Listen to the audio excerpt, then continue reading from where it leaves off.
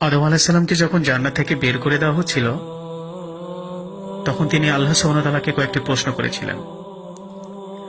তিনি জিজ্ঞেস করেছিলেন, ইয়া রব, আপনি কি আমাকে আপনার দুই হাত দিয়ে সৃষ্টি করেননি? আল্লাহ সুবহানাহু ওয়া তাআলা উত্তর দিলেন, হ্যাঁ। আপনি কি আমার মধ্যে নিঃশ্বাস প্রবাহিত করেননি, যার মাধ্যমে আমি বেঁচে থাকতে পারি? আল্লাহ সুবহানাহু ওয়া তাআলা উত্তর দিলেন, হ্যাঁ। ইয়া রব, আমি যখন হাঁচি দিয়েছিলাম তখন কি আপনি বলেননি ইয়ারহামুকুল্লাহ? আল্লাহ সুবহানাহু ওয়া তাআলা বললেন, হ্যাঁ। অতঃপর আদম আলাইহিস সালাম চমৎকার একটা প্রশ্ন করে বসলেন। তিনি জিজ্ঞেস করলেন, আপনি আমাকে সৃষ্টি করলেন, জান্নাতে দাখিল করলেন, ওই গাছ থেকে খেতেও নিষেধ করলেন।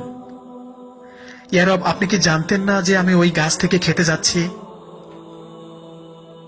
সুবহানাল্লাহ। আদম আলাইহিস সালামের জ্ঞানের কথা ভাবুন, কি চমৎকার প্রশ্নটা নাই তিনি করলেন। আপনি কি জানতেন না যে আমি ওই গাছ থেকে খেতে যাচ্ছি?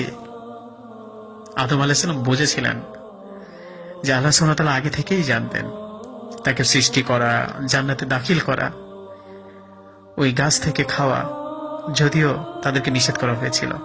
আল্লাহ সুবহানাহু ওয়া তাআলা বললেন, হ্যাঁ, আমি জানতাম যে তুমি এই কাজটি করবে। তখন আদম আলাইহিস সালাম বললেন, তাহলে কি আমি আপনার ক্ষমা পাবো না? আমাকে কি আবার জান্নাতে দাখিল করা হবে না? আল্লাহ সুবহানাহু ওয়া তাআলা উত্তর দিলেন, হ্যাঁ। আর তাকে সেই বিখ্যাত আয়াতটি শিখিয়ে দিলেন, রব্বানা যালামনা আনফুসানা ওয়া ইল্লাম তাগফির লানা ওয়া তারহামনা লানাকুনান্না মিনাল খাসিরিন।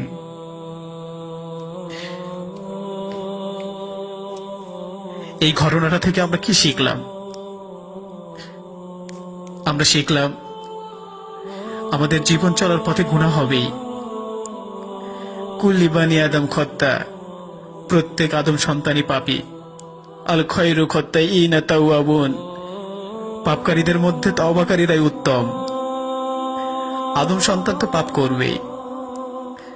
জীবন চলার পথটাই যে এমন, চলার পথে পিছলে পড়তেই পারে।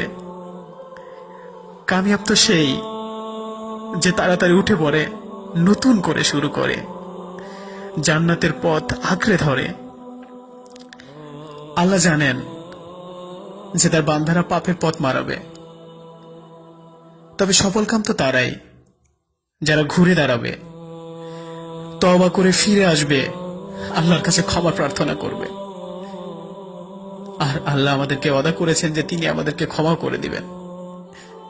আমরা এমনই এক আল্লাহর ইবাদত করি, আমরা এমনই এক রবের প্রশংসা গাই, রাজিতু বিল্লাহি রব্বা ওয়া বিল ইসলামি দীনা ওয়া বি মুহাম্মাদিন নবিয়্যা সাল্লাল্লাহু আলাইহি ওয়াসাল্লাম।